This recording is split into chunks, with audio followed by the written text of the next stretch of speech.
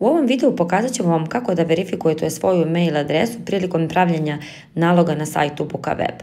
Kada pristupite svom korisničkom nalogu, izaći će vam poruka da mail adresa nije verifikovana i ono što je potrebno jeste da se vratite na svoj Gmail nalog koji ste ostavili prilikom pravljenja naloga na sajtu Bukaweb.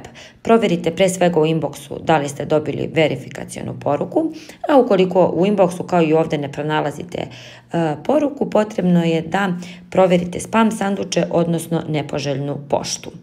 Kada kliknete u spam, pronaći ćete poruku verifikuj email adresu koju je potrebno otvoriti i kliknuti na dugme verifikuj email adresu kako biste bili prebačeni u korisnički nalog. Ukoliko kao i u ovom slučaju ne možete da na dugme verifikujete svoju mail adresu, kliknite na opciju Report as not spam kako bi vam ovu poruku prebacilo u inbox.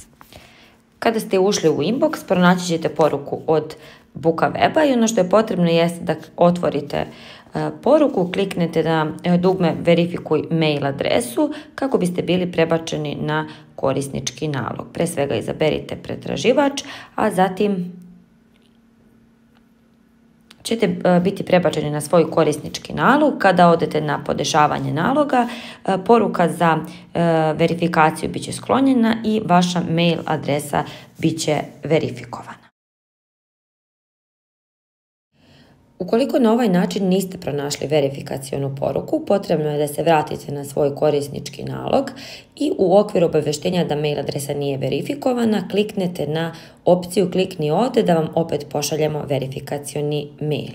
Kada kliknete, izaći će vam poruka da je verifikacioni mail ponovo poslat i ono što je potrebno jeste da se ponovo vratite u svoj mail adresu i da proverite inbox, spam sanduče ili u pretrazi ukucate Bukaweb.